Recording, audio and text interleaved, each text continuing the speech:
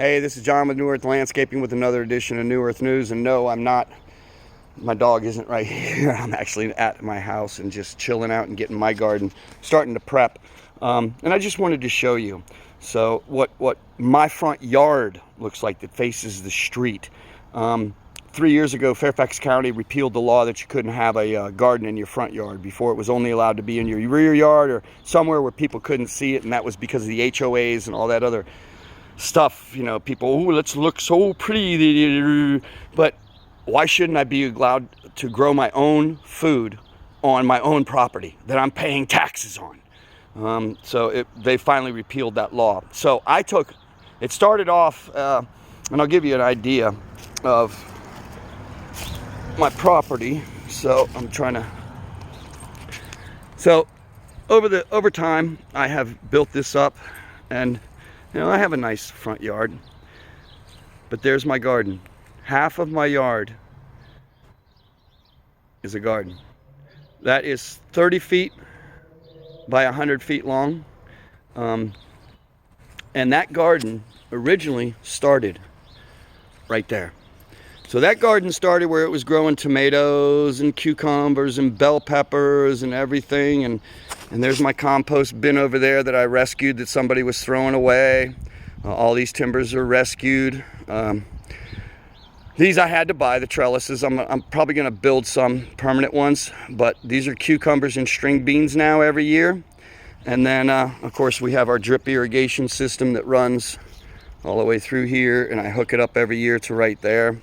But this stays in place during the winter. And what I love about this brown irrigation piping is, it comes with this. It's slow drip, but unlike PVC pipe, like what I have here to hold my silt fencing in, it doesn't freeze up and crack during the winter. So I can reuse it over and over and over and over and over. So the garden was up to here last year. I just expanded it this year, right in the fall, December, January. I expanded this because my blueberry plants, so these are two different types of blueberries, and that's a third blueberry, and I lost one during the winter January 6th snowstorm. But here's my blueberry plants, and I'll add more, and I'll add different stuff, but I don't know if you can see it. I cut my grass yesterday, so there's my grass clippings all spread out. But it's surrounded.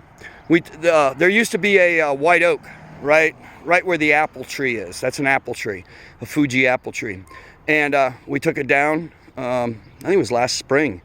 And I put some, it was all sawdust and everything. And I was like, you know what? I want to move my blueberry bushes. I actually had the blueberry bushes right here. And there was a lot of pine needles and stuff because they love acidity. I was like, let's move them up there. And we planted the apple tree. And then we enclosed it with the limbs from the white oak that we took down. And many people are probably saying right now, you took down a healthy tree. Yes, I did take down a healthy tree, but here's why. That telephone pole was right in line where that tree was, and the electrical lines run across. And if that tree would have come down onto my neighbor's BMW, I'd be even more upset. So I just said, take it down. I'm not in favor of taking down trees if they don't need to be, but that's what that was originally. And then we just used all the wood to create a border and add to the existing border. So this is all, if you see all the leaves and everything, I throw all my grass clippings, all my leaves, everything from my yard every year into here, and I have organic soil. You can probably see, I don't know if it's showing it too much in detail, but you can see where there was my walk, there was my row, there was my walk, there was my row, there was my walk, there was my row, there was my walk, there was my row. So I had everything in here. And I've got some Anapoa, Poa'anawa, which is annual crabgrass coming up. I already sprayed it. I'm not going to be turning my garden for about another week. I did start my seeds already, so they're indoors growing seeds, and we're going to do a video about that. But I just wanted to show you that this size garden, well, just what this garden was last year, I produced over 300 pounds of food, of tomatoes, cherry tomatoes, onions, bell peppers, cucumbers.